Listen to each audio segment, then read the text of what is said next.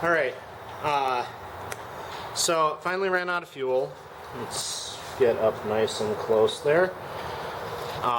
The modification I made was to take a small washer here, super glue it on the end of that rod and the latch there, and it seems to be working. So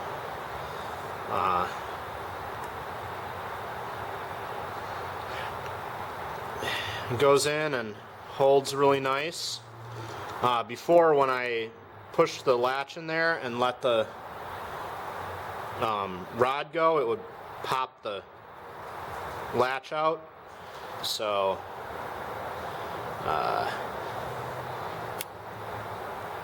yeah, so that's good. I got it so it's RPM band is lower. It goes down to about 900 instead of the 1200 or so that it was before. It's still got a pretty wide band, so it's going up to like 2,000, 3,000 before it gets the latch in place. So that's the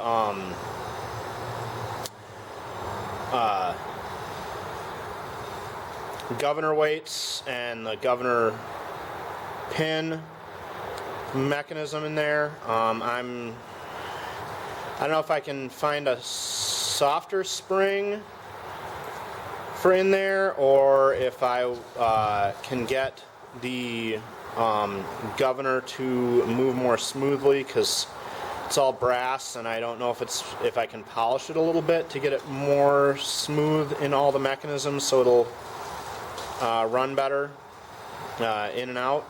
But yeah, it ran okay. Took a while to get it dialed in, but I'm gonna try to remember not to touch the needle, and then when it runs, hopefully it'll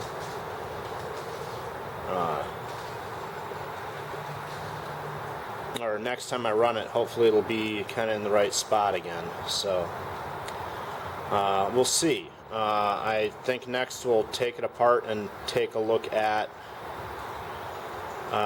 double checking the governor for polishing, and maybe try finding a softer spring. I don't know if I'll have one. So